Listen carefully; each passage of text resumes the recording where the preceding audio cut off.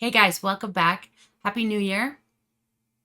For our first monthly forecast for 2025, we're going to go over the entire month of January and all of the significant transits that are coming this month. And we're going to start that with the new moon on December 30th, just to give you a kind of taste of how this month is starting, where we're coming from, and where we're going. I'm not going to lie, this month is pretty up and down. But there are good days mixed in with some of those more challenging days. So let's jump right in so you're prepared for the first month of 2025. All right, so let's begin with the new moon in Capricorn on December 30th at about 3:30 p.m. Mountain Time. So you want to make whatever adjustments you need to for your time zone. New moons in general are about setting new intentions. So at the full moon, we want to let go of whatever's blocking us from the intentions that we're trying to set. At a new moon, we're actually setting those intentions. And sometimes we are making adjustments to the goals that we have or the place in our lives where our goals are most important. For instance, are we working on career goals? Are we working on financial goals? Relationship goals? That can shift from month to month or season to season. But at a new moon, we've learned something in the past couple weeks about what blocks us from what we want in general. And so at that new moon, we're integrating that new information and we're kind of starting off new. So with this new moon, the sun and moon were both in Capricorn. And Capricorn is a practical sign, often about career or practical goals in general, depending on where Capricorn falls in your chart, but it's about the practical side of your goals. Capricorn is a sign that is definitely about one step at a time. It doesn't skip from point A to the end of the story. So with Capricorn, a lot of times what we're doing is reassessing the steps we plan to take to get there. The day after this new moon, the sun and moon formed a trine with Uranus. And that trine, because Uranus is right now in Taurus, also a practical sign, that trine would have lent an energy of sudden inspiration or sudden shift. The combination is unlikely to cause a huge shakeup, but review that day and see if there was anything that was going on in your life that might have been informing the goals that you're setting at this time. This new moon connection with Uranus can really help with assessing your aspirations for this month or even this year. Now, kicking off January immediately, the moon will move into Aquarius. So that's right on January 1st at 3 or 4 in the morning. That's mountain time. So wherever you are, make your adjustment. But the moon will then join Pluto in Aquarius. And Pluto right now is sitting at 0 degrees of Aquarius. This combination, this connection, can have us reflecting on our deep emotions, whether that comes as a result of something that's happening in our environment or because of just some type of internal shift that we feel that makes us kind of focus in a new direction. We might wake up with a sudden change, feeling like yesterday I felt this way about a thing, but then I woke up the next day and I just felt like completely different, not necessarily for any reason. So just look for that. Again, the moon moves quickly through a sign. So this isn't something you're likely to be sitting with even all day, but it's a good thing to look for. On January 2nd, Venus will move into Pisces, and this encourages usually a flow of emotional energy, comfort, creativity. It's just a good feeling. Venus really likes to be in Pisces. But unfortunately, that night, we have our Mars-Pluto opposition. Mars is in Leo and retrograde, and Pluto is in Aquarius. And I did an entire video on the Pluto-Mars opposition. I'll put that in the description below if you haven't seen it yet. But basically, this is a transit that's affecting us for the next couple months. And it's a frustrating one. So it may feel like, again, that up and down where I'm feeling really good and then suddenly I just feel like it's shut down or I just may feel drastic highs and lows, especially on that day. The silver lining there is that because Mars and Pluto is such a long-term transit, it sort of spreads out its ability to frustrate us over a longer period of time. So if you're feeling that Venus energy and you're feeling good and you want to express yourself creatively, maybe something about that contentious, that angry energy, something about that might actually stir up something good, cause us to create something that helps sort of vent that frustration, that feeling of being stuck. So if you can channel it in that way, that's great. If you can't, don't beat yourself up about it. It's a frustrating transit. Move through it as gently and with as much self-forgiveness as you possibly can. As the moon squares Jupiter and then conjuncts Saturn in Pisces on January 4th, this is a time to reassess our boundaries. So are my boundaries porous? Are my boundaries not really boundaries, but walls, and I'm shut down in some area of my life? Just basically, are my boundaries healthy right now, and are they serving me well? By January 6th, the sun will have also sextiled Saturn, and the moon will have caught up to Neptune in Pisces at 27 degrees.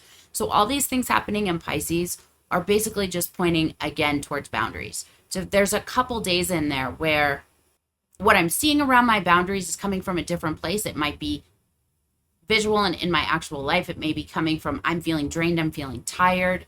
It can also be coming from feeling emotionally driven to set a boundary, whether that's needing to protect myself emotionally or feeling emotionally drained. But something during that week is saying, do I need some work on my boundaries?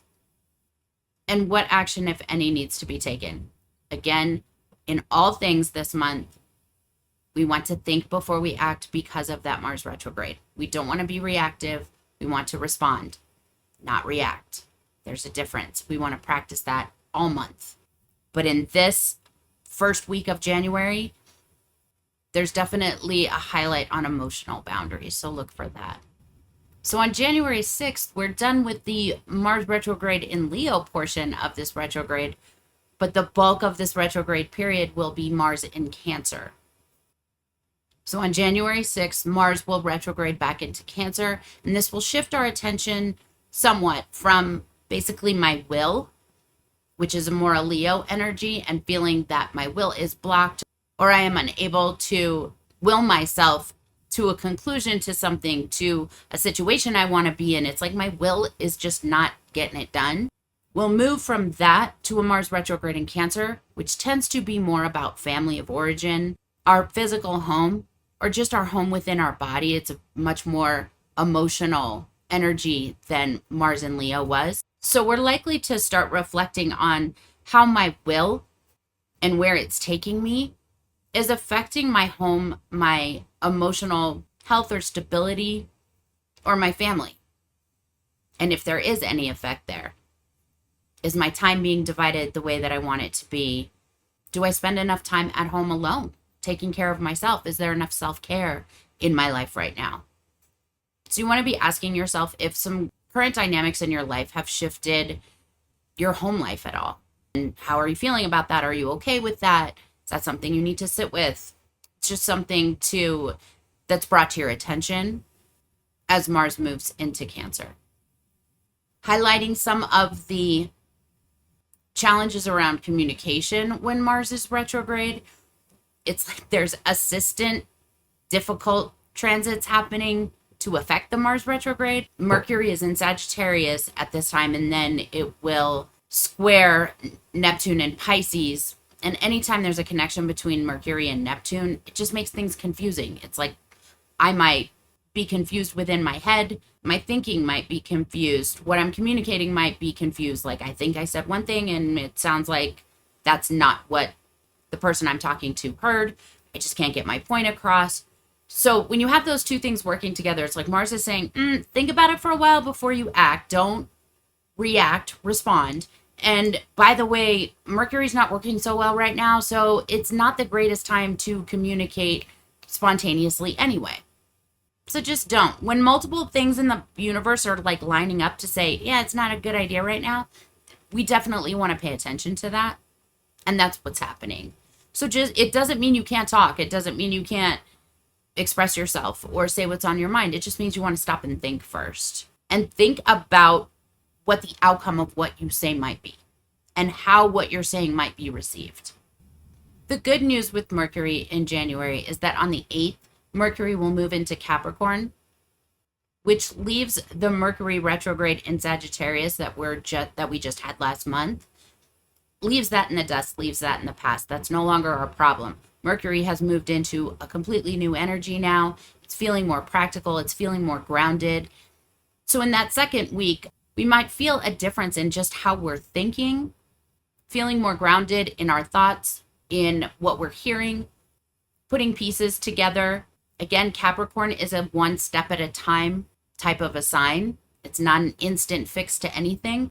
But sometimes when things are shuffling like that, like when the environment and the information that we're getting and the way that we're feeling are just feeling a little tumultuous, Mercury being in a sign where it's just grounded, it gives us something to focus on. It's kind of like our center.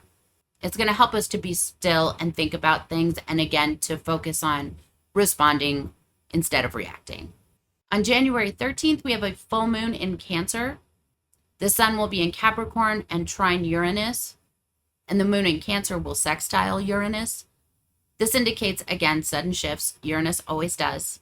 They can be positive or negative. At the onset, anything that is unsettled over that period, right around January 13th, might feel like it's separate from the other things that are going on. But looking back, we might see a connection between all of those things. Over that full moon, the Mars retrograde will also be trine to Neptune. And just what we were saying earlier about Mercury's connection with Neptune, Neptune tends to just confuse things. So if you have, on one hand, Mars is retrograde saying don't act, and then in addition, it's making a connection to a planet that makes it difficult to act even when it is a good time to act. It makes it difficult to just know in what way and in which direction. So again, we have multiple things saying pause. Just pause. You don't have to make that decision today. But it is a good time to sit with, consider things, and let go. During a full moon, we always want to be letting go. And that doesn't necessarily mean, the big letting go of like moving or quitting my job. But there can be emotional blocks, especially with a Cancer full moon, that are getting in the way of what I'm trying to create, the direction I'm trying to go in. And if that's the case, if you identify that, this is a great time to write down whatever emotional blocks you've been struggling with and, write them down and light them up. Bury them in the front yard, soak them in water and throw them in the trash, whatever you want to do, but get rid of them. Some people call that witchcraft. In therapy, they call it experiential therapy. Either way, whatever you want to call it, the point is that you can physically feel like the letting go of something, and that helps us to consciously let things go. So if there's something that you've been struggling to let go of, give that a shot. On January 14th, Venus in Pisces is going to square Jupiter retrograde in Gemini. So they'll be moving like in opposite directions. What this means for us is that there's something good coming. It may be something we know about or something that we don't, something that we're hoping for. But whatever that something is, wherever Gemini or Pisces are in your chart, on that day we either get some news that makes us okay with the delay, like a firmer answer about when the good thing is going to actually show up, or for whatever reason we just feel like that's okay. I know it's coming, so it's okay. But Venus is sort of bringing comfort to that delay that Jupiter being retrograde is causing. On this day, we're pretty clear that the good thing is delayed, but it's not DOA, and we're okay with it. There may also be just random good news that comes up that sort of just makes us feel better that day, de-escalates us for a while. We're just feeling comforted. On January 18th, Venus will conjunct Saturn in Pisces, and then the next day, January 19th, Mercury will sextile Saturn. Basically, what that means is that over the course of like 24 hours, Mercury brings a more grounded perspective to what has formed during the Venus-Saturn conjunction, usually surrounding things like partnerships, relationships, friendships, or valuables. But there's some type of restriction or boundary to those things that comes up as Venus moves into conjunction with Saturn. The positive side of this transit is that Mercury is giving Saturn a voice. So if there's something that we need to say in a relationship, in a friendship, regarding either feeling restricted, feeling like there's a boundary that needs to be set, feeling like there just needs to be a line somewhere, Mercury being in Capricorn is making it easier to communicate that. It's sort of like Mercury is serving as Saturn's translator, because Saturn's in Pisces, and it's not a bad sign for Saturn. It's just not the best sign for Saturn. So it's like neutral in that it's not good, it's not bad, but it definitely makes it easier that Mercury being in Capricorn, which is Saturn's home sign, can act as a really good translator during that time. So it really helps us with getting our point across. On January 19th, the sun ingresses into Aquarius, and by the 21st, the sun is conjunct Pluto. This might show up as more information having to do with, again, the Mars-Leo opposition that happened on January 2nd. So just be looking for something that might be informing that situation for you in your life. Like if you're doing the sitting with it thing, I haven't totally decided, there might be a new piece of information that shows up that kind of says, yeah, that's why it was a really good idea for me to not react right away, because now that I know this, I think I might do this other thing instead. In whatever way, it's helping to inform the decision. So waiting for that is a good idea. On January 23rd, Mercury and Capricorn will be opposite the Mars retrograde in Cancer.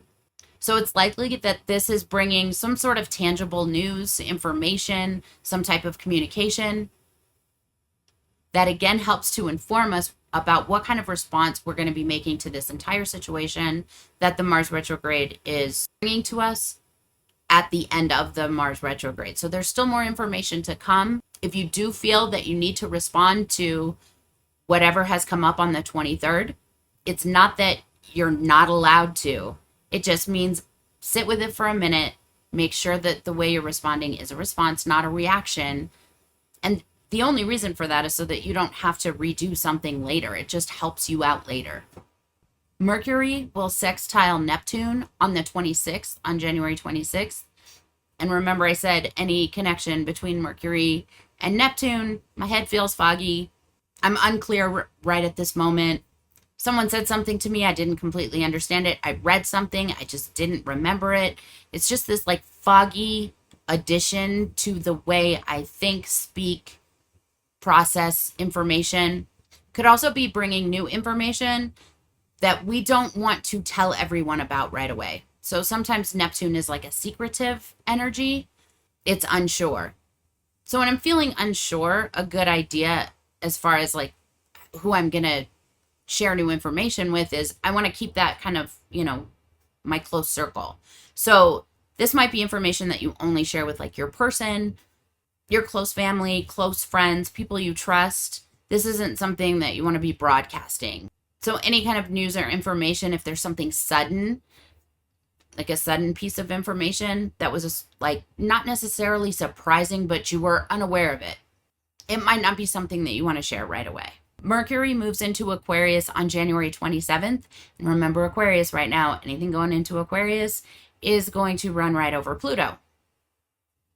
And in this case, Mercury goes into Aquarius the 27th and then goes over Pluto on the 29th. Again, possible big shifts. Again, possibly news that you didn't know was coming that is surprising, or something that was there but you didn't know it was there. So it's uncovered. It's information that is revealed to you, but that doesn't mean that it's brand new information, if that makes sense.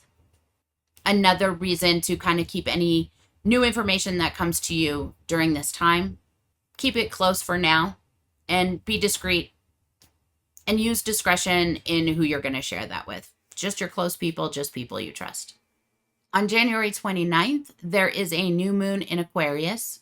So everything we've been talking about is leading up to this new moon at the end of January, where we might want to shift direction in some way, start looking in a new direction, start planning a new goal, a new direction for our lives, wherever Aquarius is in your chart. And right after that new moon, Uranus will station in Taurus. This also communicates pause. So there's just so much energy this month saying, just wait a minute, just wait a minute, just wait a minute. So it doesn't mean like nothing's happening. It's not like it's flat, but it's like, here's some information, but sit with that. Here's another thing that has been going on that you didn't know about, but maybe don't share it with everyone yet. Here's something that's come up that you're feeling, but you don't want to act on it yet. So it's really a month of gather information. It's okay to make decisions. It doesn't mean, crawl into bed and don't come out. Just do a lot of pausing and reflecting before taking those actions. And we want to just remember that when, later in March, April, when this whole Mars retrograde is over, the more pausing and reflecting that we've done during this time, the more mindful we've been about the new information that we get, whatever is being uncovered, the easier March and April are going to be for us. And the more clear we're going to feel.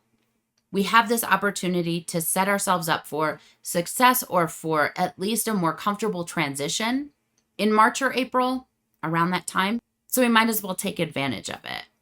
And at the end of the month, Venus moves into a conjunction with Neptune in Pisces. It's really technically on February 1st, but it's like right in between, it's at like 12 o'clock or like midnight, where it's just as we go into February, there's this conjunction with Venus and Neptune, which is sort of like romantic vibes on steroids. And that doesn't necessarily mean romantic vibes with another person. That can be artistic, creative, literature, playwriting. It's just this very romantic, like I think of like the Queen Elizabeth era with the big neck things and the Shakespearean plays and how that was such a big, like a Venus-Neptune conjunction just sort of brings that visual to mind. So anything that connects with Neptune can be confusing. But if you're feeling some creative energy, some creative drive, or you're feeling, like taking a very relaxing walk and like really enjoying it, being really present with it, or just being really present in anything that you're doing and just sort of really feeling it and being good with that, being okay with that. Like, I'm just here right now. All of these things, these worries that I'm attaching myself to, they are all future, past, like they're not happening right this second, right now. Right now, I can just take a breath and be comfortable. And it's like the month of January sort of wraps up in that way. It's like a warm blanket at the end of the month, like a heated warm blanket. So enjoy that. As we navigate this pretty dynamic and up and down month, remember, just trust the process. Take your time with any important decisions. And remember that reflecting on the broader picture can be extremely helpful right now. So I hope that forecast was helpful for you. Keep an eye out in the next couple of days for the month of January as it applies to each rising sign. There'll be a separate video for each rising sign. If you haven't already, please subscribe to this channel, because why not? And click the notification bell so you don't miss any of those videos applying specifically to your rising sign. I appreciate you coming back today. I appreciate you in general. Have a fabulous month.